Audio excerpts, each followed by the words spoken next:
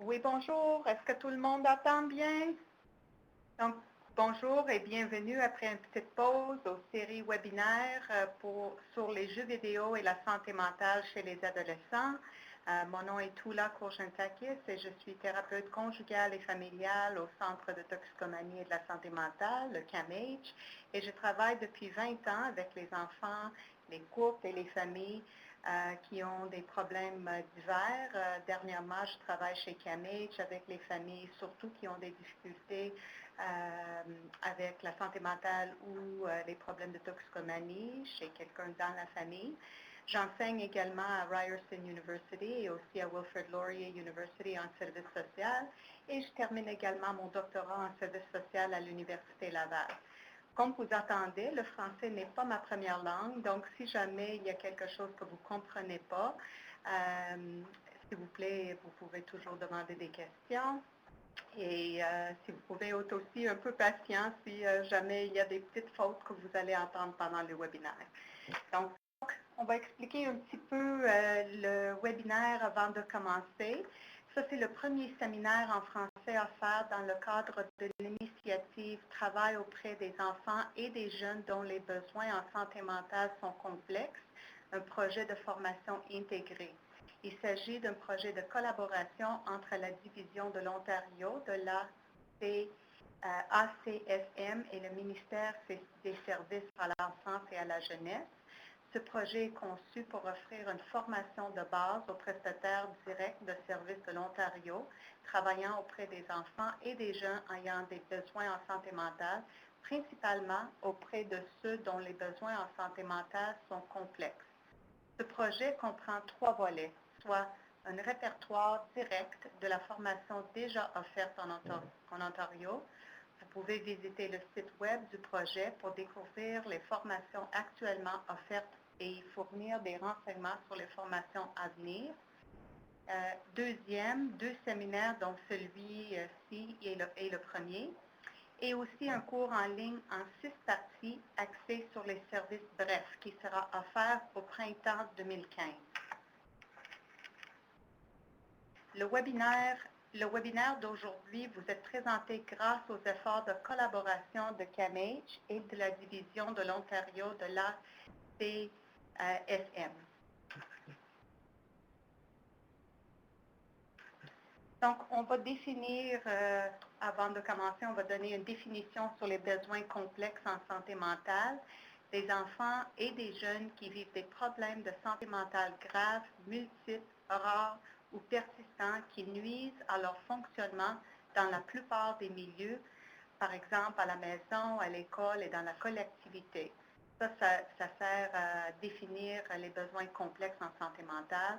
On retrouve, par exemple, dans cette catégorie, une liste non limitative des enfants et des jeunes aux prises avec des troubles concomitants et des diagnostics multiples, des troubles aggravés par l'exclusion sociale, des démêlés avec le système de justice et des antécédents de traumatisme. Aussi, ce sont des enfants et des jeunes qui ont grandement besoin de ressources et de services multiples, bien coordonnés, indépendamment du fait qu'ils aient accès ou non. Aussi, dans le cadre de ce projet, le terme « jeune » désigne les personnes âgées de 29 ans et moins. Si vous voulez plus d'informations sur les formations à venir, vous pouvez visiter le site web au www.complexneeds.ca en français. Et si vous avez des questions encore, vous pouvez garder vos questions, peut-être les noter, puis on va prendre des questions à 12h30. Donc, on va commencer avec notre présentation. Depuis 20 ans, nous avons vu une croissance exponentielle de la technologie. Nous avons accès à plusieurs informations en ligne, des façons extrêmement rapides de communiquer simplement en cliquant un bouton, des médias sociaux pour diffuser des informations professionnelles et personnelles, des jeux vidéo en ligne, et j'en passe. Nous constatons beaucoup de bénéfices avec ces changements. Mais malheureusement, il y a aussi des contraintes qui sont reliées avec l'usage de la technologie. Et ces difficultés sont plus graves étant donné que ce phénomène est encore inconnu. Pour ceux qui sont nés avant 1995, nous sommes décrits par le chercheur Mark Prensky, les immigrants digitales. Même si on travaille toute la journée avec la technologie, nous l'avons apprise comme deuxième langue. Pour les jeunes nés après 1995, toujours selon Mark Prensky, ils sont décrits comme les natifs digitales. Nous avons besoin de plus de recherche et sensibilisation pour bien comprendre plusieurs enjeux en lien avec l'usage des jeux vidéo et la santé mentale chez les enfants et adolescents. Cette présentation examinera ce que nous savons en date d'aujourd'hui sur les adolescents, la santé mentale et les jeux vidéo. Alors, les items qu'on va regarder aujourd'hui, premièrement, on va essayer de comprendre c'est quoi le problème, c'est quoi la définition, quels sont les termes. Deuxièmement, quels sont les taux de prévalence. Troisièmement, les facteurs contributifs. Donc, quels sont les facteurs qui contribuent à ce problème-là? Quatrième, quels sont les troubles concomitants? Donc, qu'est-ce qu'on voit qui a une tendance à être un trouble qui va souvent avec les troubles, avec les problèmes de jeux vidéo? Cinquième, quels sont les signes d'un problème potentiel? Comment on peut détecter le problème? Sixième, quelles sont les pistes d'intervention? Les pistes d'intervention pour les professionnels, mais aussi pour les parents. Et le dernier point, on va regarder un cas clinique. Ce n'est pas le dernier point, mais quelque chose qu'on va examiner en septième, c'est un cas clinique pour discuter un peu, puis aussi pour avoir une idée, ça ressemble à quoi quand on travaille avec les jeunes qui ont ces difficultés-là. Et après, on va avoir du temps pour des questions et pour la discussion. Donc, on va commencer avec un petit sondage. La question, à quelle fréquence êtes-vous appelé à travailler auprès d'enfants et d'adolescents qui font une utilisation excessive de l'Internet ou qui jouent à des jeux vidéo de façon excessive? Est-ce que c'est jamais, une fois par mois ou tout le temps?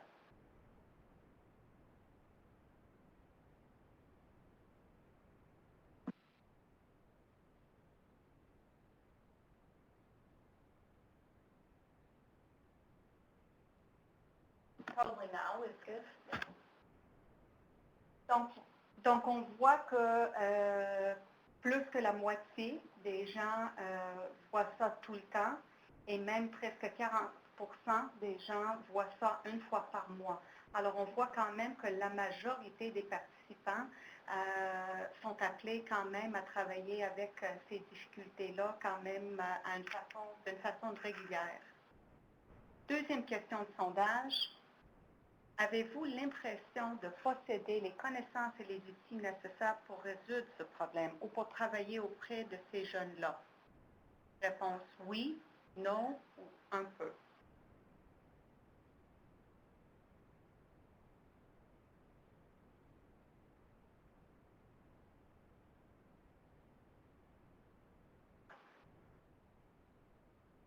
Donc, on voit que la moitié des gens disent que non, ce n'est pas, ils ne possèdent pas les outils pour travailler auprès de ces jeunes-là. Et presque l'autre moitié dit un peu. Et ça, c'est pas rare. Alors, ça, c'est quelque chose qu'on va discuter aujourd'hui, vu que c'est quand même quelque chose qui est assez nouveau. Il y a plusieurs personnes qui travaillent auprès de ces jeunes qui sont quand même, qui sentent quand même pas utiles pour pouvoir aider ces jeunes-là et même pour mieux comprendre le problème. Donc, on va commencer avec les définitions. Nous avons plusieurs termes, surtout en anglais, plusieurs termes pour décrire ce problème-là. On attend des fois problème d'Internet, on attend des fois problème de jeux vidéo, on attend cyberdépendance. Nous attendons quand même plusieurs termes et ça, c'est une des difficultés parce qu'il y a quand même une distinction entre ceux qui ont une difficulté avec Internet et ceux qui ont des problèmes de jeux vidéo. En fait, la recherche démontre que la majorité qui ont un problème avec la technologie, c'est surtout avec les jeux vidéo, surtout les jeunes et les adolescents. Et aussi dans le DSM-5, malgré le fait que ce n'est pas un diagnostic reconnu, le DSM-5 a maintenant une partie réservée pour les troubles de jeux vidéo, comme quelque chose à surveiller, quelque chose à observer et à faire plus de recherches pour mieux comprendre, peut-être avant la prochaine édition du DSM, pour voir si c'est vraiment un problème psychopathologique, si c'est un diagnostic ou si c'est un symptôme d'un autre problème de santé mentale. Et ça, ce n'est pas encore tout à fait clair pour les chercheurs et les cliniciens. Les taux de prévalence. Donc, les taux de prévalence de ces difficultés-là sont quand même assez élevés. On sait qu'avec un sondage qui est fait dans les écoles en Ontario, on voit que 23% des jeunes, des enfants, jouent les jeux vidéo à tous les jours. Et on sait aussi que 12% des jeunes entre 7e et 12e année ont un problème de jeux vidéo. Ça veut dire qu'ils jouent d'une façon excessive. On sait aussi que le taux est 4 fois plus élevé chez les garçons que chez les filles.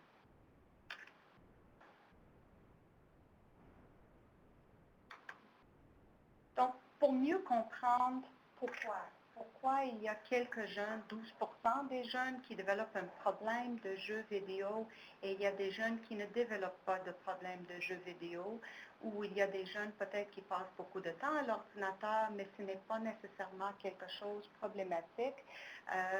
Je trouve que c'est très utile d'utiliser le modèle biopsychosocial. En fait, j'ai ajouté un élément à ce modèle-là. Peut-être il y en a des participants qui connaissent ce modèle-là. Il y a une sphère que j'ai ajoutée pour faire un modèle biopsychosocial technologique. Donc, on va regarder chaque sphère et on va voir les facteurs de risque sous chaque sphère qui peuvent augmenter les risques pour les jeunes à développer des problèmes de jeux vidéo. Donc, ça, c'est les risques qui ont été identifiés dans la recherche et également dans mon travail avec les jeunes et les familles. Alors, les facteurs biologiques. Il y a plusieurs facteurs de risque qui peuvent être dus à des facteurs biologiques. Hérédité, donc si l'enfant ou le jeune a un parent qui a un problème de dépendance, que ce soit des substances, alcool, drogue, jeux pathologiques ou d'autres problèmes de type dépendance. Aussi, si l'enfant a un parent qui a un problème de santé mentale, si l'enfant a un problème de santé physique, si l'enfant a déjà un problème de santé mentale, les risques sont plus élevés à développer un problème de jeux vidéo excessif. Un autre facteur qui peut affecter, qui peut augmenter ou qui peut contribuer à des facteurs de risque pour l'enfant, c'est l'âge et le stade de développement. Donc, on sait que pour les adolescents, souvent, il y a des défis. Donc, ce stade-là pourrait être quand même difficile pour quelques jeunes. C'est aussi un stade de développement où on sait que la majorité des problèmes de santé mentale émergent pendant l'adolescence. On sait aussi que le cerveau n'est pas tout à fait développé à l'adolescence. En fait, le développement du cerveau ne termine pas avant l'âge de 24 ans. Alors ça, c'est quand même quelque chose d'important parce que ça qu'on sait, c'est que la partie du cerveau qui est encore à développer et qui continue à développer jusqu'à l'âge de 24 ans, c'est la partie du cerveau qui est plus responsable pour la prise de décision, pour la partie plus rationnelle. La partie qui est déjà développée, c'est la partie plutôt émotive. Donc, on voit souvent les jeunes qui ont des problèmes avec les émotions, mais qui ne sont pas nécessairement capables de contrôler leurs émotions. Et ça, c'est une des raisons. L'autre facteur biologique qui contribue à un développement de problèmes de jeux vidéo, c'est le sexe. Donc, les garçons sont plus à risque que les filles. On voit ça par les statistiques qui démontrent que les garçons, il y a 4 fois plus de garçons que de filles qui ont ces difficultés-là. L'autre sphère dans le modèle biopsychosocial, spirituel, culturel, technologique, je pense que je n'ai pas mentionné tantôt spirituel, culturel aussi. L'autre sphère, c'est les facteurs psychologiques. Donc, les facteurs psychologiques qui peuvent contribuer à un problème de jeu vidéo, c'est la santé mentale. Donc, si l'enfant a déjà un problème de santé mentale, dont la dépression, l'anxiété, TDAH, n'importe quel problème de santé mentale, ça augmente les chances que l'enfant peut développer un problème de jeu vidéo. Si l'enfant a un traumatisme, si l'enfant a été victime de l'intimidation à l'école, en fait, on voit énormément de jeunes à CAMH qu'on travaille avec qui ont des problèmes de jeux vidéo, qui ont eu beaucoup de difficultés à l'école avec l'intimidation ou l'harcèlement. Le tempérament de l'enfant est aussi un facteur psychologique qui peut contribuer à des facteurs de risque. Ça peut contribuer également à être un facteur de protection. Donc, il y a plusieurs facteurs que je mentionne maintenant comme des facteurs de risque, mais si on inverse ça, ça pourrait être également un facteur de protection. Donc, il y a des enfants qui ont des tempéraments plus résilients et il y a des enfants qui ont des tempéraments plus vulnérables. Et les images que vous voyez à côté, c'est quelque chose que je trouve très intéressant qui s'applique beaucoup à des jeunes que je vois à CAMH qui ont des problèmes de jeux vidéo. Il y a un psychologue, Bruce Ellis, et un pédiatre, Thomas Boyce, qui ont décrit des enfants orchidées et les enfants pissenlits. Donc, les enfants pissenlits, ces deux chercheurs disaient, les enfants pissenlits sont vraiment comme les mauvaises herbes. On peut les planter n'importe où, on peut donner très peu de soleil, on peut oublier de leur donner de l'eau, ils peuvent avoir n'importe quel type de sol et ils vont quand même pousser, ils vont avoir des belles fleurs et ils vont continuer à avoir une belle croissance. Les enfants orchidées, par contre, sont plus sensibles. Eux, ils ont besoin vraiment d'un sol très particulier. Ils ont besoin de l'eau. Il faut vraiment qu'on donne de l'eau X quantité. Si on prend un soin vraiment un très bon soin de ces enfants orchidées-là, ils peuvent avoir des très belles fleurs parce qu'ils ont beaucoup, beaucoup de capacités, mais malheureusement, si on ne donne pas le soin qu'ils ont besoin, des fois, c'est beaucoup plus difficile pour ces enfants-là à continuer à avoir une croissance personnelle à leur potentiel. L'autre facteur de risque sous les facteurs psychologiques, c'est les troubles d'apprentissage. On voit souvent les enfants avec des problèmes de jeu qui avaient beaucoup de difficultés à l'école, des difficultés pédagogiques, et aussi l'estime de soi. Donc, les enfants avec un plus bas estime de soi peuvent utiliser l'ordinateur et jouer les jeux vidéo plus souvent. Souvent, ces enfants-là avaient aussi des difficultés sociales. Donc, l'ordinateur peut des fois servir comme un compagnon, une façon pour gérer le stress, des liens sociaux, etc.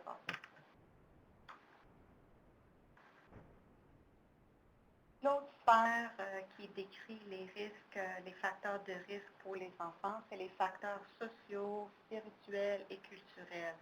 Donc, en dessous de cette catégorie-là, nous avons des parents, donc la relation avec les parents, les limites que les parents mettent ou les limites que les parents ne mettent pas, les amis, la relation avec les amis, ou l'isolement, l'école, toute l'expérience à l'école, bonne ou mauvaise, la communauté, donc la communauté où l'enfant grandit. Il y a des enfants qui font partie d'une communauté spirituelle, religieuse. Ça pourrait être aussi un facteur de protection ou non. Et finalement, un sentiment d'appartenance. Alors ça, on voit ça souvent avec ces enfants-là qui peuvent être très isolés. Un sentiment d'appartenance à un groupe n'est pas nécessairement très présent. Et le dernier facteur, c'est un facteur que les gens, facteur de risque, c'est une sphère en fait qui est encore très peu connue. C'est les facteurs technologiques. Donc, je vais décrire tantôt pourquoi les jeux vidéo peuvent poser des risques à des jeunes. Mais je vais décrire premièrement 3 types de jeux parce que c'est quelque chose qu'on ne connaît pas très bien. C'est le type de jeu qui met des jeunes plus à risque. Donc, il y a 3 types de jeux qui sont considérés les types de jeux à plus haut risque pour développer des problèmes de dépendance. Donc, premièrement, les jeux de rôle massivement multijoueurs ou MMO, on peut les appeler comme ça. Par exemple, World of Warcraft. Donc, ces jeux-là, c'est les jeux où les enfants, les adolescents ou les adultes peuvent créer un personnage, peuvent jouer avec une équipe qui pourrait être n'importe où dans le monde, en Chine, en Australie. Ça pourrait être aussi à des horaires vraiment au contraire de l'horaire qu'on a ici. Si jamais quelqu'un joue avec des participants à l'autre bout du monde, peut-être s'il joue pendant la nuit ici, c'est le matin là-bas. Donc, ça peut aussi influencer le rythme de vie de l'enfant, la cédule, le sommeil. Donc, celui-là, c'est probablement lui qu'on voit le plus souvent, le plus problématique et qu'on voit plus fréquemment avec les jeunes qu'on travaille avec à CAMH qui ont des problèmes de jeu. Et je vais expliquer tantôt pourquoi en plus de détails. L'autre type de jeu qui est problématique, c'est les jeux de tir, first person shooter, ils peuvent appeler ça comme ça aussi en anglais. Par exemple, Company of Heroes. Ces jeux-là sont un peu plus violents. L'autre type de jeu, troisième type qui est aussi problématique, c'est les jeux de stratégie, par exemple Call of Duty. Donc, pourquoi ces jeux-là sont problématiques? Pourquoi ces jeux-là mettent le jeune plus à risque à développer une cyberdépendance ou un problème de jeu excessif? Bon, premièrement, avec ces jeux-là, il y a souvent un sentiment d'accomplissement pour ces jeunes. Puis si on pense à des facteurs psychologiques, à des facteurs sociaux, ces jeunes-là souvent ont vécu ou vivent beaucoup d'expériences où il n'y a pas un sentiment d'accomplissement. Si on imagine un enfant qui a des troubles d'apprentissage, un enfant qui a des problèmes de santé mentale, un enfant qui a des problèmes à l'école, un enfant qui a des problèmes avec les parents. Donc, dans le jeu, c'est très différent. L'enfant peut développer un personnage avec beaucoup de pouvoir, peut donner n'importe quelle habileté qu'il veut donner à ce personnage-là. Donc, ça peut donner aussi des sentiments de maîtrise et de compétence qui peut évidemment influencer beaucoup l'estime de soi pendant le temps que le jeune joue le jeu. Ça peut influencer l'estime de soi. Ça peut donner l'impression aux jeunes qu'il a beaucoup de liens sociaux. Donc, il y a une cybersocialisation qui se fait en jouant ces jeux-là. C'est difficile à nier que ça se fait parce que c'est vrai qu'il y a quand même une cybersocialisation qui se fait en jouant ces jeux-là. Par contre, ce qu'on sait, c'est que c'est quand même différent que les liens sociaux en personne. Ces jeux-là, malheureusement, sont infinis. Donc, le jeune peut en fait continuer à jouer toute la nuit, peut jouer pendant 4 jours de temps en ligne. Le jeu ne termine jamais. Alors, ça, c'est une des raisons pour lesquelles c'est plus facile à développer une dépendance. est plus difficile aussi à arrêter, cesser le jeu, parce que quand le jeune décide qu'il va arrêter, peut-être il va avoir une équipe qui va être déçue, peut-être il va vouloir continuer à l'autre étape, peut-être il va vouloir réaliser une, une chose vraiment importante.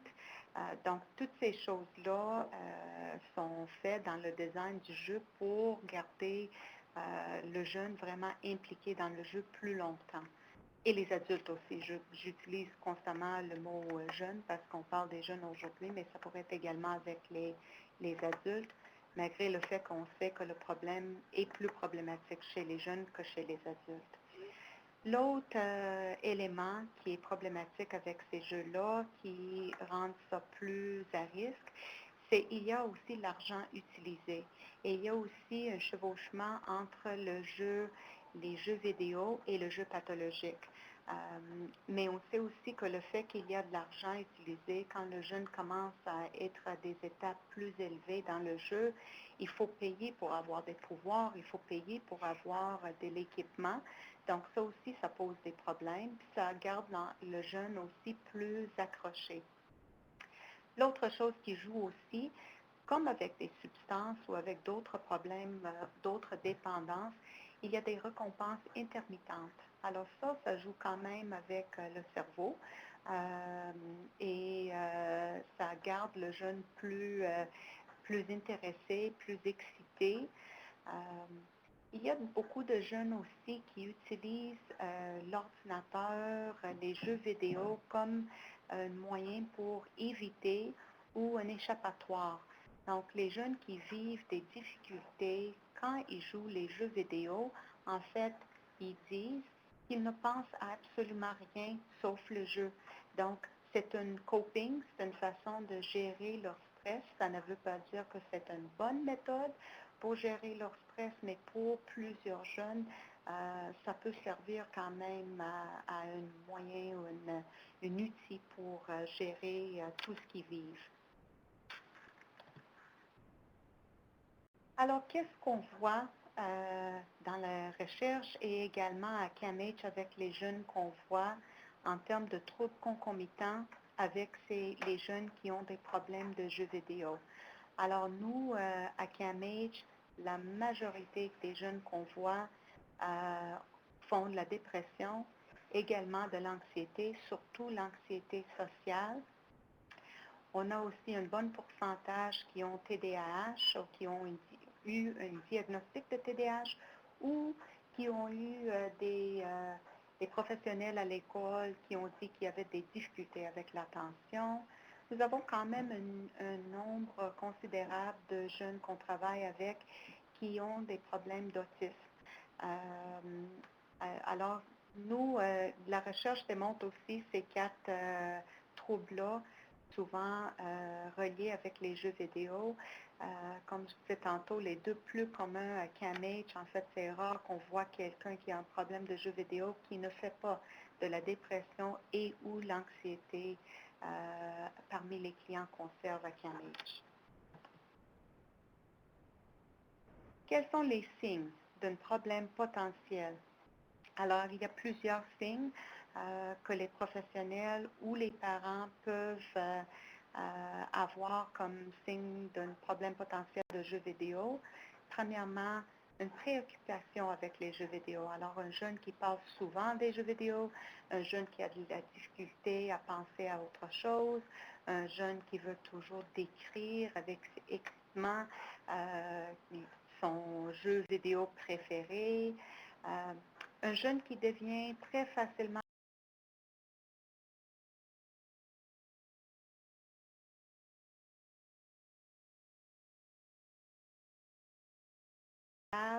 surtout pour les parents quand le parent veut mettre des limites par rapport à l'usage du jeu vidéo.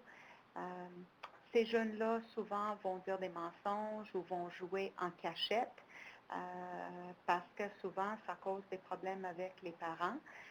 Donc, ils vont jouer en cachette. ces jeunes-là, souvent, ont une perte d'intérêt envers d'autres activités. Alors, quand on leur demande qu'est-ce qu'ils font à l'extérieur de l'école, des activités, souvent, il n'y a pas grand-chose qui se passe ou pas beaucoup. Euh, souvent, ces jeunes-là vivent un retrait social et aussi psychologique, donc un isolement. Souvent, ces jeunes utilisent le jeu comme un échappatoire. Euh, souvent, ces jeunes-là continuent à jouer malgré les conséquences. Donc, malgré le fait que ça cause des problèmes à l'école, malgré le fait que ça cause des conflits avec les parents, le jeune a quand même la difficulté à arrêter. Euh, souvent, ces jeunes-là utilisent le jeu comme une stratégie d'adaptation et, comme j'ai mentionné tantôt, conflit avec la famille. Donc ça, c'est souvent un des premiers signes d'un problème, c'est vraiment un conflit avec les parents. Donc, qu'est-ce qu'on fait? Malheureusement, les meilleures pratiques ne sont pas encore développées, donc on essaie vraiment d'expérimenter, d'essayer des outils en utilisant des connaissances que nous avons par rapport à des problèmes de santé mentale. Donc, à CAMH, par exemple, nous utilisons beaucoup d'interventions qu'on utilise avec les jeunes qui ont des problèmes de dépression, des jeunes qui ont des problèmes de l'anxiété, et aussi des stratégies et les interventions qu'on utilise avec ceux qui ont des problèmes de toxicomanie. Donc, les mêmes types d'interventions, les mêmes modèles d'intervention, parce que nous n'avons pas encore les meilleures pratiques développées par rapport à des jeux vidéo problématiques. Donc, en termes de pistes d'intervention, la première des choses qui est vraiment importante qu'on doit faire plus souvent, c'est l'éducation. Alors, ce n'est pas juste ceux qui travaillent souvent avec ça. Je vous encourage que si vous travaillez avec les jeunes, ou si vous travaillez dans les écoles, si vous travaillez dans des milieux où peut-être vous rencontrez les jeunes qui peuvent avoir des risques qui peuvent avoir des problèmes de jeux vidéo excessifs, d'essayer de développer des petites formations, des ateliers, des discussions sur ces difficultés-là, parce que ce n'est pas encore connu. Ce n'est pas encore connu pour les professionnels, ce n'est pas encore connu pour les parents, ni pour les jeunes. Donc, plus qu'on en parle, plus que ça va aider à sensibiliser tout le monde sur les risques, Il y a plusieurs parents qui me disent, quand je travaille avec eux, que s'ils savaient quand leur jeune avait 10 ans, s'ils savaient quand leur jeune avait 14 ans, que ça avait des risques, peut-être ils auront fait ça différemment. Quand on parle de l'alcool, par exemple, les parents commencent, ça ne veut pas dire qu'ils mettent toujours des limites, ça ne veut pas dire que tout est parfait, que le chemin est complètement droit, mais nous avons beaucoup plus d'informations disponibles sur tous les risques. Donc, pouvoir faire un petit peu plus d'éducation, ça serait très utile. L'autre chose, c'est le dépistage. Donc, quand on travaille avec les jeunes, ça, c'est quelque chose qu'on devrait inclure dans nos évaluations.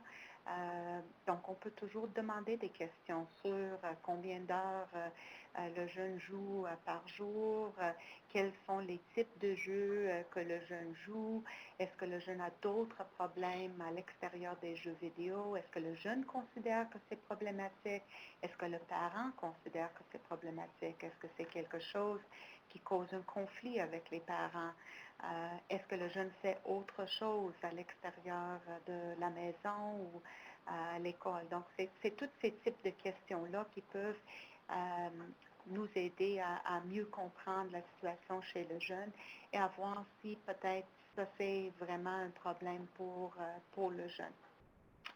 L'autre chose, intervention précoce, donc essayer d'intervenir le plus vite possible, comme avec les problèmes de santé mentale et aussi parce qu'on sait très bien qu'avec les jeux vidéo excessifs, souvent il y a des problèmes de santé mentale chez ces jeunes-là. Et les jeux vidéo, en fait, souvent, quand c'est excessif, en fait, augmente des problèmes de santé mentale. Donc, ça n'aide pas l'anxiété, ça n'aide pas la dépression, ça n'aide pas l'autisme, ça n'aide pas le TDAH. Souvent, les jeunes vont dire qu'ils trouvent ça aidant. Ils trouvent ça aidant dans le moment même, mais en fait, ça ne les aide pas à long terme ni à mi-terme. Donc, intervenir plus tôt, c'est sûr que ça diminue le risque que ça devienne un problème plus grave, plus persistant, plus sévère. Ça serait vraiment très bien si on avait des services intégrés. Je sais que c'est plus facile à dire. C'est pas nécessairement toujours la réalité. Puis quand je parle de services intégrés, c'est pas toujours facile d'avoir des services de santé mentale et des services de toxicomanie, dépendance intégrés sous un toit. Avec ce problème-là, c'est sûr que c'est l'idéal d'avoir les deux ensemble parce que souvent, ce qu'on voit, c'est que les jeunes qui consultent du côté santé mentale, les problèmes de jeux vidéo excessifs sont souvent méconnus, sont souvent considérés peut-être comme le problème principal et les problèmes de santé mentale ne sont pas nécessairement traités. Le jeune est référé dans les services de toxicomanie. Et le contraire peut arriver aussi, que si le jeune est référé dans les services de toxicomanie, les problèmes de santé mentale ne sont pas assez bien traités.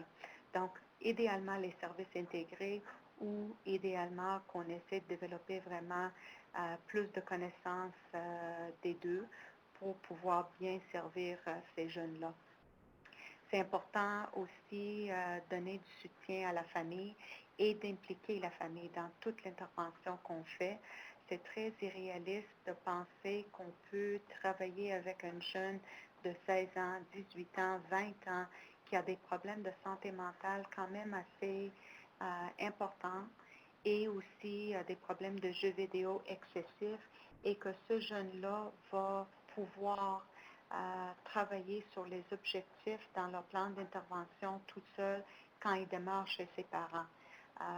Moi, je vois ça très rarement. Ça prend absolument la collaboration des parents pour les aider à mettre en place des outils, pour utiliser les outils qu'on leur apprend, pour outiller les parents, pour sensibiliser, éduquer les parents sur ces problèmes-là. Donc, l'implication des parents est très importante. Parfois, c'est le jeune qui ne veut pas impliquer les parents. Parfois, c'est le parent qui est frustré, qui veut juste laisser le jeune à notre porte, qui ne veut pas nécessairement s'impliquer plus qu'il faut parce qu'ils sont fatigués. Mais ce que je trouve dans notre équipe, c'est que quand on essaie d'expliquer des deux côtés, qu'on explique aux jeunes, puis qu'on explique aussi aux parents l'importance d'avoir les deux impliqués, souvent il y a des bons résultats. L'autre chose que je vais inclure dans ça, c'est que parce que c'est encore un problème qui est quand même pas très connu, parce que c'est quand même assez nouveau, parce qu'il n'y a pas beaucoup de services développés, des fois, c'est utile d'avoir des personnes ressources pour consulter, qui peut nous aider à mieux travailler avec ces jeunes-là. Si jamais vous travaillez auprès de ces jeunes et vous ne savez pas à qui vous pouvez vous référer, si jamais vous avez des questions, vous pouvez toujours nous contacter à CAMH et soit on peut vous donner de la consultation ou on peut vous référer à des ressources appropriées dans votre région. Donc, pour mieux comprendre comment ça ressemble un problème comme ça quand on travaille avec un jeune, avec une famille, je vais vous décrire un cas d'une jeune, d'une famille que j'ai travaillé avec. J'ai changé beaucoup de renseignements, donc pour protéger la confidentialité pour cette famille-là. Mais je dois dire que ça ressemble à plusieurs jeunes qu'on voit. Plusieurs situations, plusieurs diagnostics, plusieurs réalités. Il y a beaucoup, beaucoup de ressemblances. Donc, je vais vous décrire un peu le cas et à la fin, je vais vous demander des questions et par la suite, nous aurions du temps pour demander des questions et avoir aussi un petit peu de discussion. Donc, ce jeune-là que j'ai travaillé avec s'appelle Marc-Antoine, il avait 19 ans, il avait diagnostic de TDAH, dépression et anxiété. Il était dans un programme avancé quand il était à l'école secondaire et primaire, ça veut dire une classe pour enfants surdoué, mais il souffrait aussi de la dysgraphie. Donc, c'est un trouble d'apprentissage. Il était artistique et très créatif. Je vais retourner peut-être à son trouble d'apprentissage parce que je pense que c'est très pertinent de savoir que vu qu'il avait un problème de dysgraphie, un trouble d'apprentissage, son plan d'intervention, comme vous allez voir dans l'autre point, disait que c'était fortement suggéré qu'il utilise un ordinateur pour tous ses travaux. Ça, c'est pas rare pour les enfants qui ont des troubles d'apprentissage. Et voici aussi le dilemme. Ces jeunes-là sont plus à risque parce qu'ils ont des problèmes, des troubles d'apprentissage, mais ils ont besoin aussi de cet outil-là, l'ordinateur, pour leurs travaux, pour faciliter leur apprentissage. Marc-Antoine était victime d'intimidation à l'école. Marc-Antoine avait très peu d'amis. Il passait beaucoup de temps dans sa chambre. Il habitait avec ses parents et ses deux sœurs, Maya, 15 ans, et Camille, de 12 ans. Les parents de Marc-Antoine se disputaient très souvent. Sa mère aussi avait un problème d'anxiété et il y avait aussi des antécédents de troubles de santé mentale dans la famille à sa mère. Son père n'appuyait pas aucune hypothèse suggérant un trouble de santé mentale. Lui, il ne croyait pas au service de santé mentale et il ne voulait pas vraiment s'impliquer. La famille prétend que le père démontre des signes de TDAH. Donc, le père n'a jamais eu de diagnostic, mais il y avait plusieurs signes selon la mère et selon les enfants aussi. Il y avait souvent son téléphone allumé pendant l'heure de souper, il passait beaucoup de temps à l'ordinateur, il y avait beaucoup de difficultés à concentrer, rester focusé sur un sujet. Le père refusait de faire appel au service de santé mentale pour lui-même et aussi pour les enfants. La sœur Maya avait plusieurs diagnostics. Elle avait un trouble alimentaire, elle avait des problèmes de grattage de la peau. Ça, c'était quelque chose qui a nécessité beaucoup de services et beaucoup d'hospitalisation. Et elle faisait aussi la dépression. Elle avait un trouble obsessif-compulsif. Elle faisait l'automutilation et elle a eu aussi 3 tentatives de suicide. Marc-Antoine a entamé sa première année d'université en sciences informatiques il y a 2 ans. Par contre, comme plusieurs jeunes qu'on voit à CAMH, il a échoué à tous ses cours à sa première session. Donc, en petite parenthèse, je vais juste ajouter ça. Premièrement, nous ne voyons pas à CAMH dans notre programme, nous ne voyons pas les jeunes en bas de 18 ans. Donc, on les voit seulement après l'âge de 18 ans. Et ce n'est pas rare, en fait, c'est très, très commun qu'on voit les jeunes qui ont quand même réussi assez bien, peut-être pas assez bien selon leurs parents, vu qu'il y avait des capacités quand même assez élevées pour réussir à l'école, mais ils ont réussi quand même assez bien à l'école secondaire et à l'école primaire. Mais première année d'université, première année collège, souvent c'est là où il y a un problème pour plusieurs jeunes parce que ça prend beaucoup plus de discipline, beaucoup plus d'organisation. Les parents sont beaucoup moins impliqués et informés de leur progrès à l'école. Donc, c'était le cas pour Marc-Antoine et il n'a pas retourné à l'école. Donc, moi, quand je l'ai vu, ça faisait 2 ans qu'il n'était pas à l'école et il passait la majorité de ses journées dans sa chambre à jouer des jeux vidéo. Les jeux vidéo qu'il jouait, c'était les jeux vidéo que j'ai mentionnés tantôt. C'était surtout les MMO comme World of Warcraft.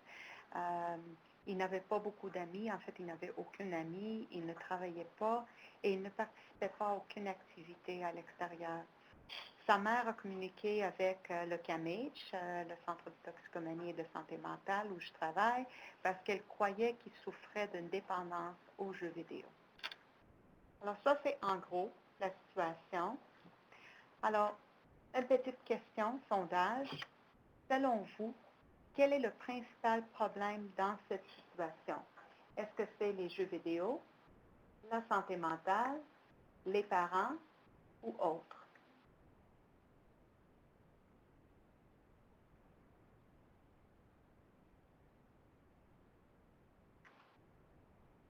OK.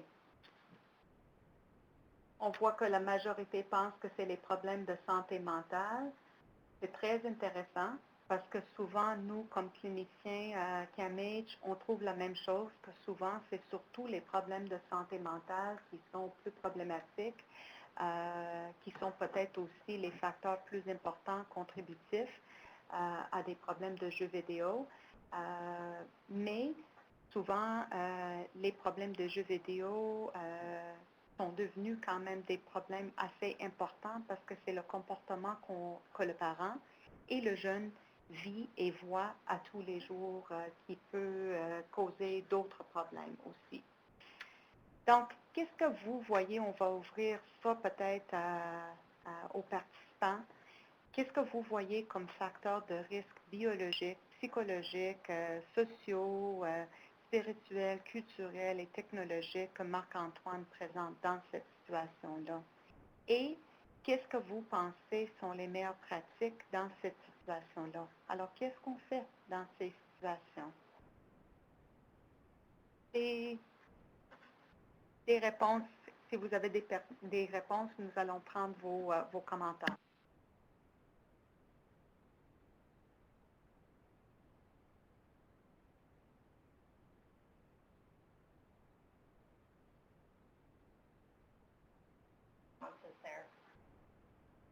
Ceux qui ont des commentaires, vous pouvez les ajouter.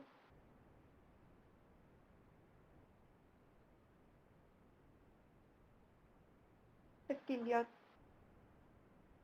On voit qu'il y a que des participants sont en train d'écrire. C'est quand même une grosse question qui peut prendre du temps à écrire en détail. Donc, Valérie ajoute le refus du père à consulter. Ça, c'est quand même quelque chose d'assez important et vous avez raison parce que c'est très intéressant. Le jeune, une des choses qu'il a dit dans une de ses premières sessions, c'est que lui, ce qu'il voyait comme le plus gros problème, c'était son père. Ce qu'il voulait dire, je crois, c'était qu'il voulait vraiment avoir une meilleure relation avec son père et il ne sentait pas que son père était disponible. Émotivement, physiquement. Alors ça, c'était quand même quelque chose qui était un grand défi dans cette situation-là. José dit qu'il y avait un manque de limites. Absolument, il y avait un manque de limites dans cette situation-là. Et c'était très difficile à mettre des limites. Et pourquoi c'était difficile à mettre des limites? Parce que la mère était complètement débordée avec tout ce qu'elle gérait avec sa fille. Et c'est sûr que c'est dur à comparer, mais sa fille, ses problèmes étaient quand même des problèmes qui étaient quand même assez importants, où la mère avait vraiment peur pour la vie à sa fille. Natacha dit que c'est une combinaison de plusieurs facteurs, notamment la dynamique familiale, tout à fait, plusieurs choses ensemble. Et même Marc-Antoine, moi, quand je l'avais rencontré la première fois, je me suis dit, en fait, sa chambre, c'est vraiment probablement vraiment un facteur de protection. Parce que malgré que je n'ai pas donné tous les détails, mais tout ce qui se passait dans la maison, en fait, c'était très difficile. Alors lui, avoir une place où il pouvait sortir un peu de tout le stress, qui se passait dans la maison était quand même dans un sens aidant pour lui. Caroline dit facteur biologique, hérédité, mère anxiété, père TDAH. Oui, puis même, je n'ai pas encore donné tous les détails, mais il y avait aussi une tante qui avait la schizophrénie, qui s'est suicidée. Donc, il y avait quand même assez de difficultés en termes de problèmes de santé mentale héréditaire. Karine ajoute aussi des problèmes technologiques. Les jeux vidéo comme World of Warcraft, c'est un jeu très addictant, donc quelque chose qui est plus à risque pour les dépendances. Et déni aussi comme étant un problème, oui. Caroline ajoute des facteurs psychologiques comme l'intimidation à l'école. C'est une façon de faire du coping avec le jeu. Donc oui, ça tout à fait était vraiment un facteur de protection dans un sens parce que lui, quand il se sentait stressé, il sortait de ce stress-là en étant dans sa chambre, en utilisant l'ordinateur, malheureusement, il est devenu un problème parce qu'il passait vraiment tout son temps dans sa chambre. Alexandre ajoute le fait qu'il semble y avoir beaucoup d'avantages à jouer, contenu. Contenu, je vois pas l'autre mot, le jeune vit dans son quotidien. Compte tenu de toutes les difficultés que le jeune vit dans son quotidien, oui, c'est sûr qu'il y avait, et c'est ça qui est difficile, c'est que pour beaucoup de ces jeunes-là, il y a quand même des avantages. Mais on voit ça aussi avec les substances, hein. On voit qu'il y a des avantages. S'ils n'avaient pas des avantages, les gens ne feront pas ça. Ils font ça parce que d'un sens, ça leur apporte quelque chose. Malheureusement, quand on voit que c'est complètement déséquilibré et ça apporte plus de conséquences que de bénéfices, c'est là où ça commence à être plus problématique. Lana ajoute qu'il y a un manque de personnes de confiance, absolument. Il y avait sa mère, mais sa mère était quand même, elle était quand même une personne extraordinaire. Et son père aussi dans sa façon. Mais malheureusement, les deux parents étaient limités plus limité en termes de qu'est-ce qu'ils pouvaient offrir comme support. Premièrement, ils ne comprenaient pas assez c'était quoi exactement la difficulté, comment gérer ça. Et il y avait aussi leur attention qui était tirée par leur fille qui avait aussi des difficultés et leurs propres difficultés personnelles et des difficultés dans le couple aussi. Karen dit, comme M. Poulain a identifié, les jeunes deviennent une réalité pour la personne et il se fait des amis, c'est ça. Je vais juste lire le dernier point. Caroline dit, les parents ne sont pas outillés pour faire face à ce problème. Oui, le père aussi est pris avec les problèmes de technologie. Oui, tout à fait. Donc, toutes ces choses-là on peut dire qui sont, mettons, des petites choses, mais c'est beaucoup de petites choses qui peuvent aussi contribuer à un problème. Donc, on voit qu'il y a d'autres participants qui ont des questions aussi ou des commentaires à ajouter. Et après ça, on peut ouvrir ça peut-être à vos questions plus grands sur les problèmes de jeux excessifs, jeux vidéo excessifs et aussi des problèmes de santé mentale. Donc, Joanne ajoute qu'il y a des problèmes, il y a un manque d'activité sociale assez importante. Exactement. Pas d'amis, pas d'activité. Et ça, on sait, ça c'est quelque chose d'important aussi à vraiment souligner, c'est qu'on sait qu'avec la dépression, quelque chose qui est vraiment important, c'est l'activation. Ça veut dire le mouvement, des activités. Plus qu'on ne bouge pas, plus qu'on ne fait pas grand-chose, plus que ça augmente des symptômes de dépression. Même chose pour l'anxiété. Donc, puis on sait qu'il y a d'autres raisons plus complexes par rapport au cerveau et les effets que les jeux vidéo excessifs, l'utilisation de jeux vidéo d'une façon excessive ont sur le cerveau, qui peuvent aussi augmenter des problèmes de dépression et des problèmes d'anxiété, ainsi que les autres problèmes de santé mentale aussi. Donc, ça n'aide pas pour ces jeunes-là parce que il y a un qui contribue à l'autre. Donc, le problème de jeux vidéo excessifs contribue à la santé mentale. Les problèmes de santé mentale ajoutent des difficultés de problèmes de jeux vidéo excessifs. Lana veut savoir si nous avons introduit des groupes de mindfulness dans nos programmes de santé mentale. Donc ça, c'est un très bon point. C'est quelque chose que nous avons, en fait, peut-être tu peux prendre une minute pour vous dire qu'est-ce qu'on fait à CAMH avec ces jeunes-là.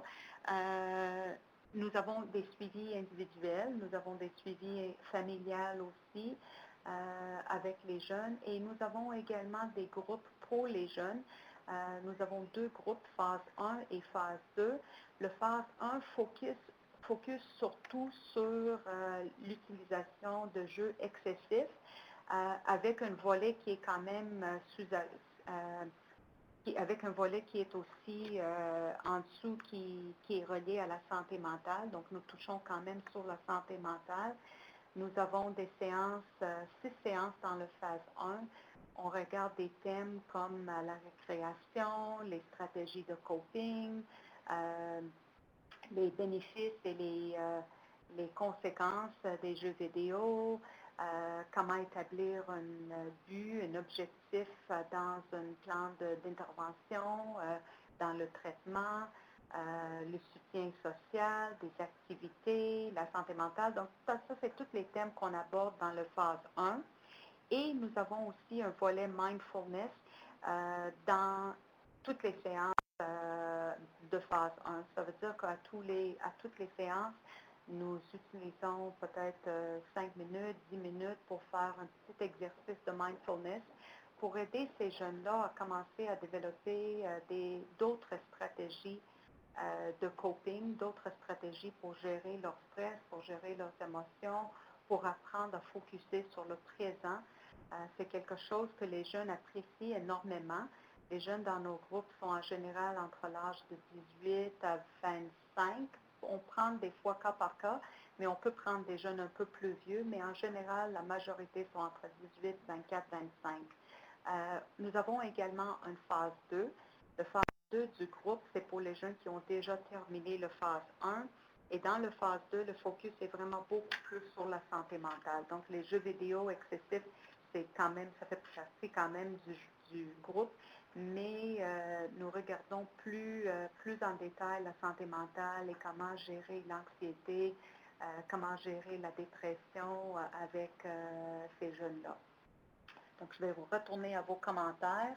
Et je vais ajouter aussi que nous sommes en train de regarder à développer un groupe de mindfulness, juste un groupe de mindfulness, spécifiquement pour ces jeunes-là, donc pour les jeunes qui ont déjà fait le phase 1, le phase 2, qui veulent avoir un focus beaucoup plus sur le mindfulness.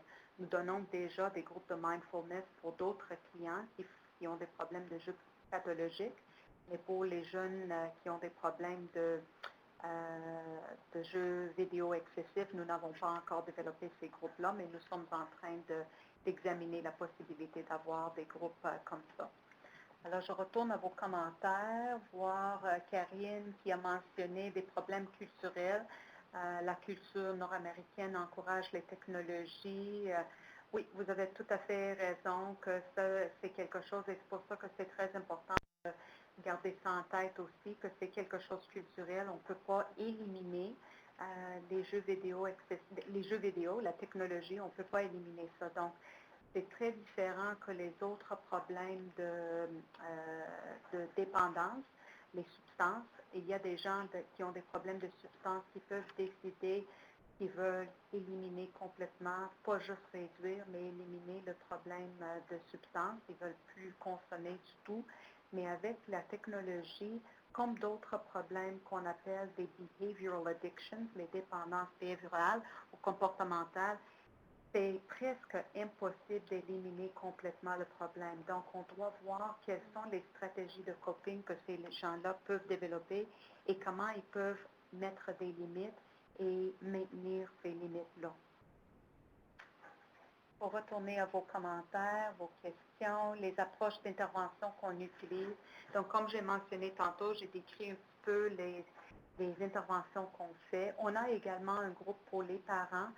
Donc, nous encourageons fortement pour les parents d'être impliqués dans l'intervention de leurs jeunes.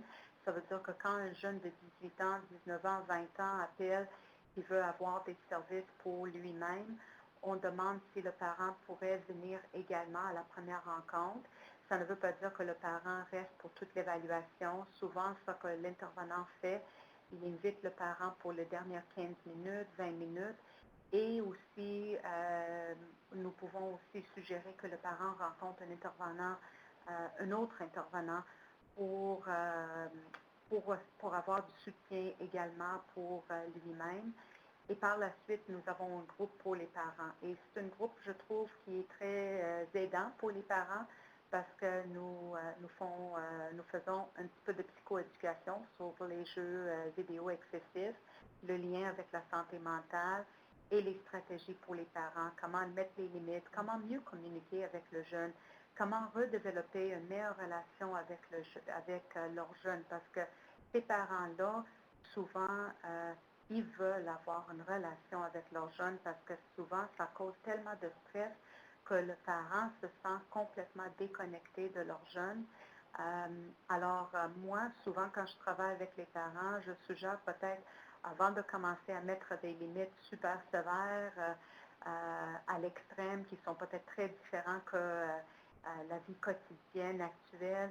Peut-être commencer par améliorer la communication, réduire les conflits, rebâtir une relation avec le jeune et par la suite, commencer à implanter des limites ou essayer d'avoir des limites plus claires, plus constantes avec le jeune.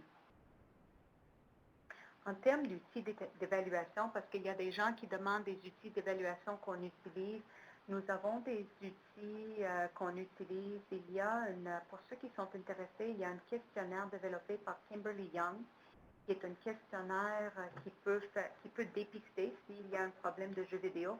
Par contre, c'est vraiment un questionnaire seulement sur les jeux vidéo et l'usage de l'Internet.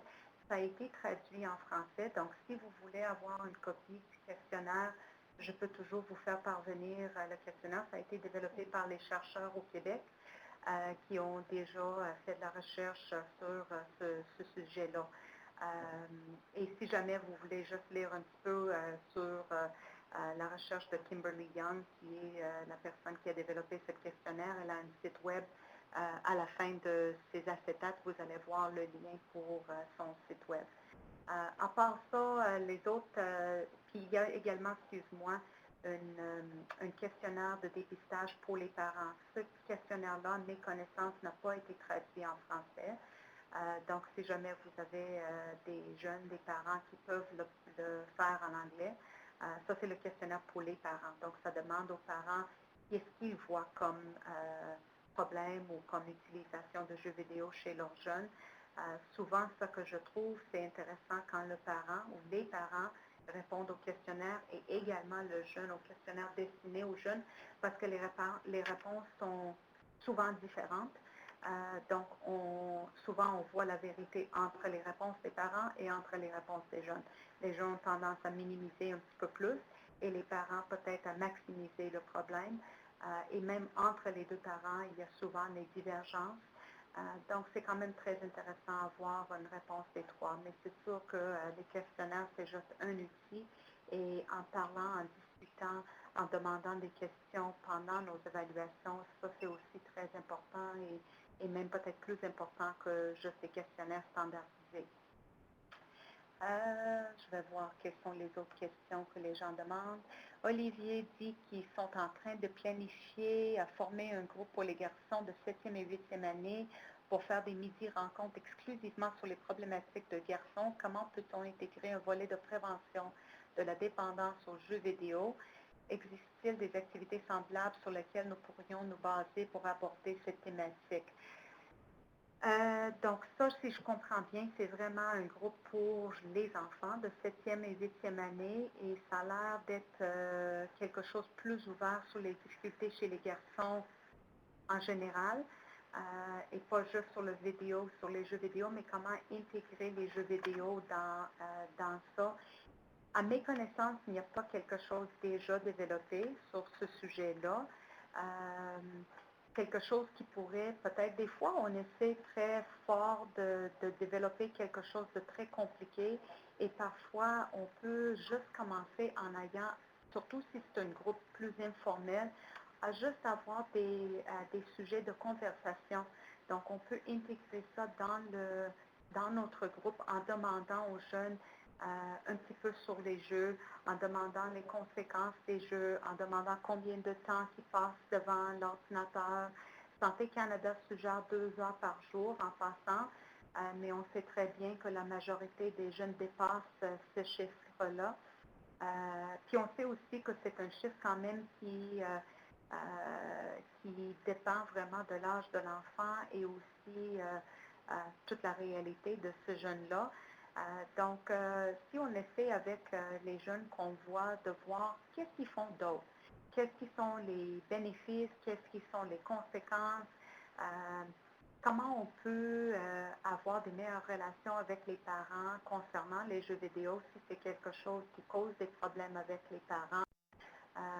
Si vous faites aussi un groupe pour les jeunes puis vous intégrez une partie sur les jeux vidéo, ce serait vraiment intéressant si vous pouvez envoyer quelque chose aux parents. Ça n'a pas besoin d'être très compliqué. Ça pourrait être un petit dépliant, un petit flyer, une petite affiche sur le groupe puis donner la place pour les parents si c'est possible, demander des questions, donner leurs commentaires, ça serait aussi intéressant. Mais malheureusement, il n'y a pas à mes connaissances un groupe déjà monté.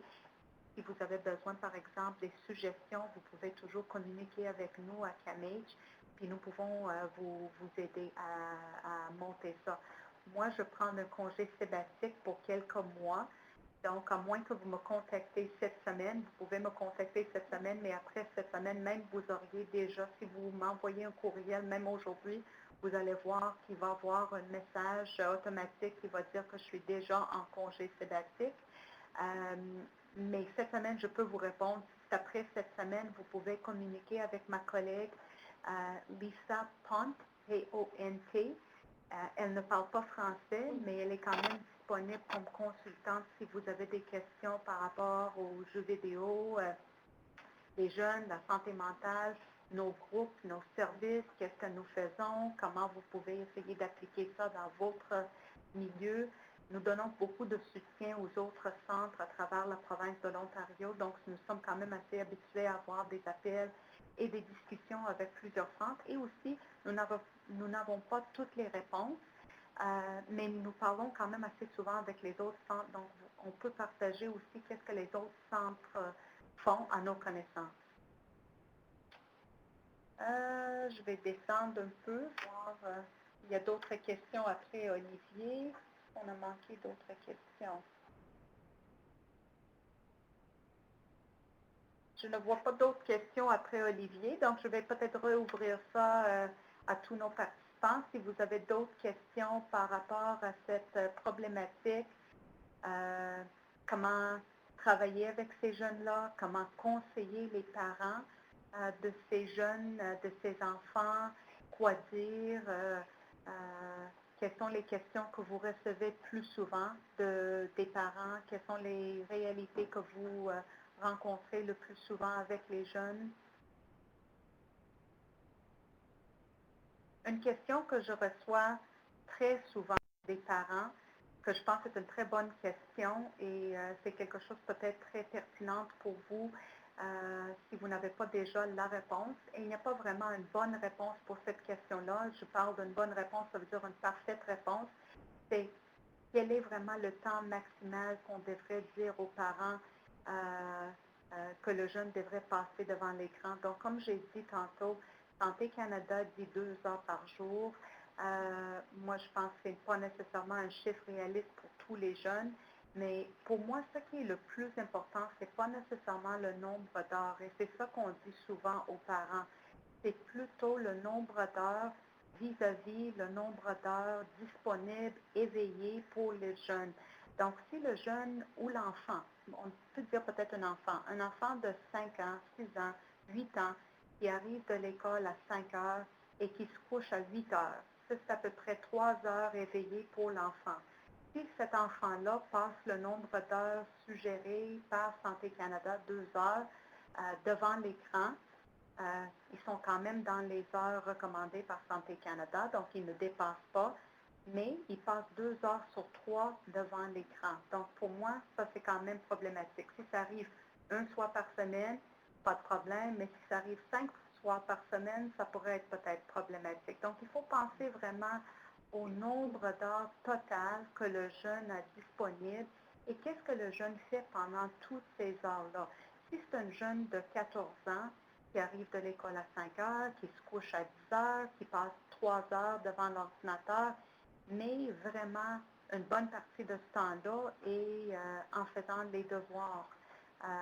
Ou peut-être une partie de ce temps-là et il fait des devoirs et l'autre partie, il fait un petit peu de courriel, surfing, etc.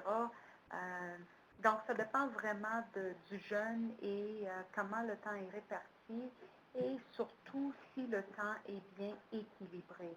Et on ne voit pas que vraiment 3 quarts du temps, c'est les jeux vidéo et un quart sur les autres choses où on voit que le jeune mange son souper devant son ordinateur, dort très tard ou couche très tard parce qu'il passe du temps devant l'ordinateur, il est trop énervé, il y a de la difficulté à dormir. Donc, toutes ces choses-là, c'est important à considérer en, en pensant quels sont les temps limites. Donc, je vais retourner aux questions ici. Joanne, je pense qu'on a déjà passé à cette question-là. Olivier, puis Karine est en train d'écrire une question. Donc, peut-être on peut regarder en attendant les ressources disponibles. Si vous avez des questions par rapport aux ressources, vous allez voir à la fin qu'il y a plusieurs ressources qui sont écrites. Nous avons l'Association canadienne pour la santé mentale et leur site web qui est disponible. Nous avons également la ressource pour le CAMH et aussi pour mon programme. Donc, mon programme, c'est le programme de Problem Gambling. C'est le Problem Gambling Institute of Ontario qui est maintenant traduit en français aussi. Donc, si vous allez sur le site web www.problemgambling.ca, c'est quand même traduit en français. Il y a plusieurs ressources là-bas et ce n'est pas juste le jeu pathologique, c'est vraiment le jeu pathologique et aussi les problèmes de jeux vidéo ou les problèmes d'Internet en général. Donc, il y a plusieurs ressources disponibles et vous pouvez aussi appeler et parler avec quelqu'un si jamais vous avez des questions. L'autre ressource que je trouve est très importante, c'est la ressource pour la santé mentale pour enfants Ontario, donc kidsmentalhealth.ca. Cette site web-là a beaucoup de ressources, beaucoup d'informations sur les divers problèmes de santé mentale. Si vous voulez avoir plus d'informations, pour les professionnels et aussi pour les parents sur les différents problèmes, dépression, anxiété, autisme. Il y a des descriptions des problèmes de santé mentale, des taux de prévalence, les types d'intervention. Et aussi, il y a un guide pour les divers centres de santé mentale pour enfants à travers l'Ontario qui sont aussi sur le site web. Donc, si vous cherchez une ressource, pour référer un jeune ou pour vous-même, pour votre enfant, vous pouvez toujours vérifier sur ce site web. L'autre ressource que je trouve très intéressante pour nos clients qui sont entre 18 et 24 ans, c'est Good to Talk. C'est une nouvelle ressource qui est faite par la même association qui fait Jeunesse J'écoute. Et c'est une ligne d'écoute pour les jeunes en haut de 18 ans aux études postsecondaires. Par contre, ils prennent aussi des appels pour les jeunes qui ne sont pas aux études postsecondaires, mais qui ont plus que 18 ans. Donc, c'est une ligne d'écoute qui est disponible 24 heures sur 24, 7 jours par semaine. Et aussi une autre ressource intéressante pour les enfants de 18 ans, Jeunesse J'écoute, un service téléphonique, et aussi le Mood Disorders Association of Ontario, qui a aussi des ressources pour les troubles d'humeur. Nous avons une autre question de Nadine qui demande comment peut-on outiller les parents pour mieux gérer les crises qui sont créées lorsque les parents essaient de mettre des limites. Aussi, quelles sont les limites aidantes pour quelqu'un avec une addiction au jeu? Donc, deux grosses questions. Alors, je vais essayer de répondre ça, je dirais vraiment étape par étape, premièrement. C'est pas quelque chose, ça c'est important de dire aux parents que, premièrement, parce que ça pourrait être quand même assez intimidant pour l'intervenant. Le parent souvent arrive assez frustré, émotif, inquiet, et des fois, ça pourrait mettre tout ça sur nos épaules. Donc, je dirais c'est très important de les informer que ça prend du temps. Ce n'est pas quelque chose qu'on peut régler en une rencontre. Moi, je pense que c'est très important, premièrement, de bien comprendre la situation, donc faire vraiment une évaluation assez complète qui peut prendre plus qu'une séance. Deuxièmement, de s'assurer que nous avons tous les services nécessaires pour essayer de travailler sur cette difficulté-là. Si le parent croit que l'enfant a un problème de jeu vidéo excessif, mais vous voyez qu'il y a peut-être aussi des symptômes de problèmes de santé mentale qui n'ont jamais été diagnostiqués, ça pourrait être très intéressant de référer le jeune également ou l'enfant à un psychiatre, un pédopsychiatre ou un service de santé mentale pour enfants.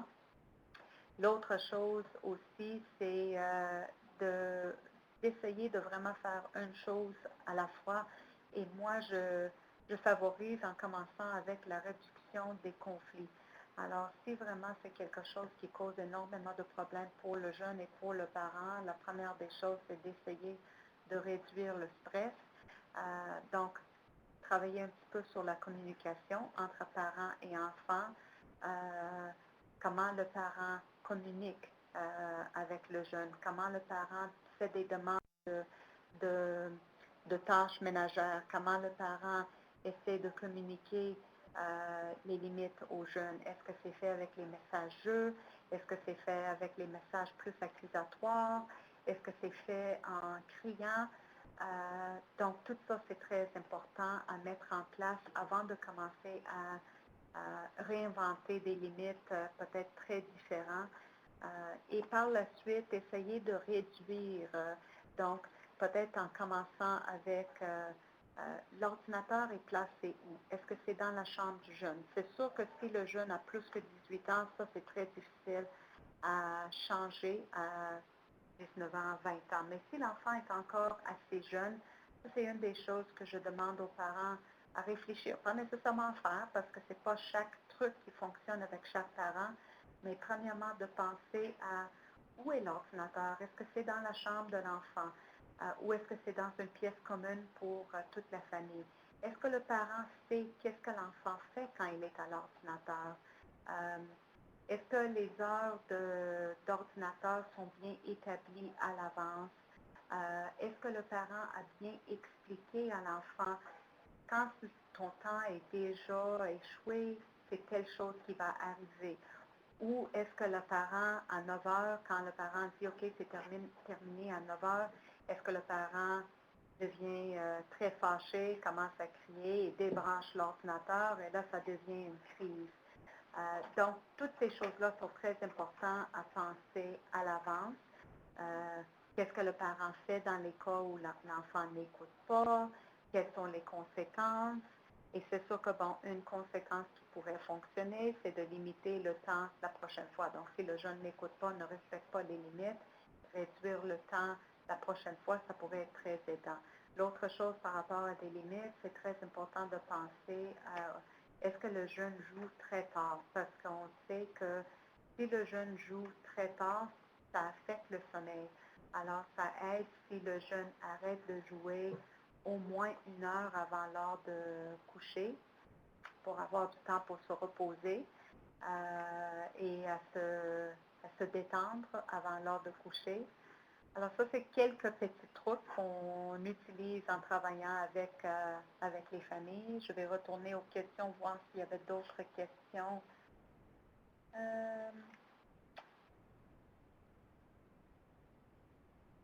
Donc, à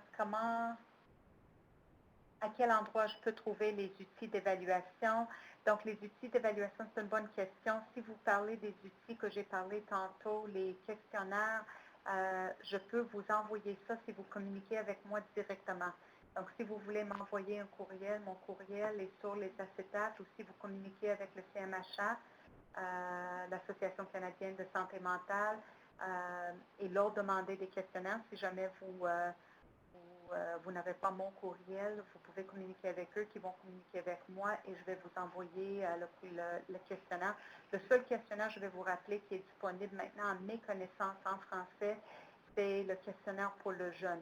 Donc, c'est un questionnaire qui évalue l'utilisation de jeux vidéo ou Internet chez le jeune, mais le questionnaire pour les parents est disponible en anglais seulement à mes connaissances. Les autres outils d'évaluation, malheureusement, à mes connaissances, il n'y a pas d'autres outils que je connais. En français, je suis quand même je fais partie d'une communauté d'intervenants, de chercheurs internationaux. J'ai envoyé des courriels à plusieurs reprises pour demander des renseignements en français et j'ai eu très peu de réponses. En termes de qu'est-ce qui est disponible présentement. C'est la même chose pour les livres. J'ai fait un petit peu de recherche sur les livres disponibles actuellement. Et à part les articles scientifiques, il y a très peu disponibles en termes de livres aussi en français pour les parents et aussi pour les professionnels. José dit que son centre utilise une combinaison de programmes Triple P, qui est un très bon programme, très bien reconnu, et elle aide aussi les parents en faisant un petit peu d'emotional coaching. pour gérer les émotions par rapport à la crise. C'est une très bonne suggestion, merci. Puis je pense que ça, c'est très important de se rappeler. Donc, merci, José, parce que peut-être le jeu vidéo excessif, c'est quelque chose qu'on connaît un petit peu moins, mais on peut retourner quand même à nos habiletés, nos formations par rapport à l'intervention en général avec les parents et les problèmes de discipline, les problèmes d'établir des limites. Ça aide si on connaît un petit peu sur les jeux vidéo excessifs et sur les problèmes de santé mentale, mais quand on essaie de faire un petit peu de coaching avec les parents par rapport à ça, ça ressemble beaucoup à du coaching qu'on ferait s'il y avait des problèmes quelconques avec leurs enfants ou avec leurs ados. Donc, Eric, bye-bye. Eric dit que c'était un webinaire intéressant, instructif. Merci beaucoup. Merci à tout le monde. Je ne sais pas s'il nous reste des questions. Oh, il y a une suggestion pour un livre, Dépendance aux jeux vidéo et Internet, de Lucia Romo. Merci beaucoup. C'est ça, une communauté d'apprentissage, c'est ça qui est très aidant en ayant des gens qui travaillent dans le domaine, c'est d'avoir des suggestions des autres qui travaillent dans ce domaine-là, parce que c'est encore très nouveau, donc on est vraiment en train de bâtir nos outils, nos ressources, nos connaissances.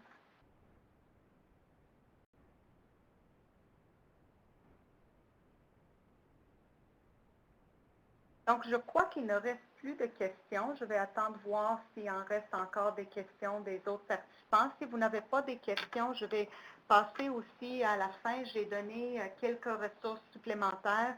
Il y a une ressource pour, on va juste passer à l'autre acétate.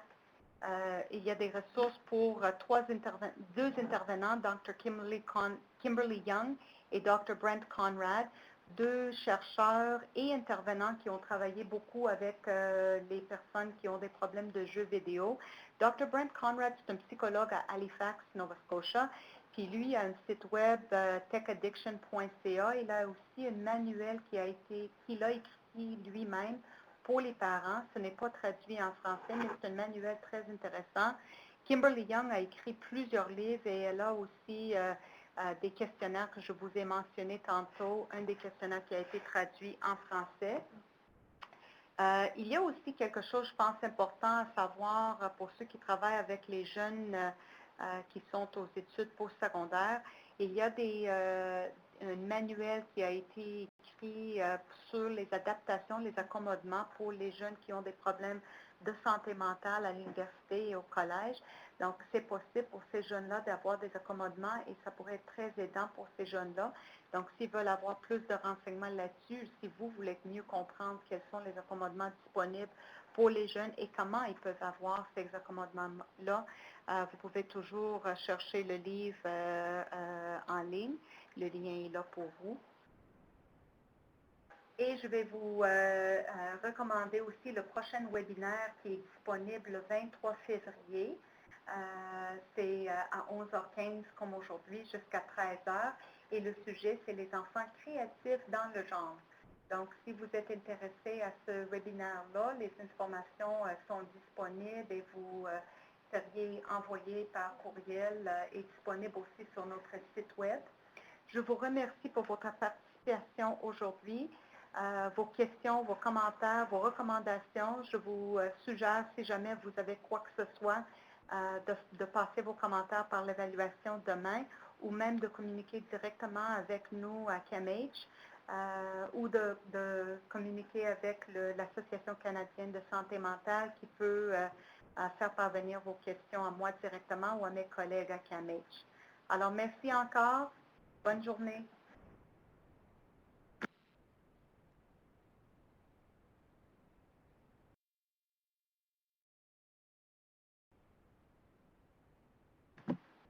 Pour ceux qui écoutent l'enregistrement, nous apprécierons vos commentaires à la fin. Suivez le lien pour répondre à une courte évaluation de cet webinaire. Merci.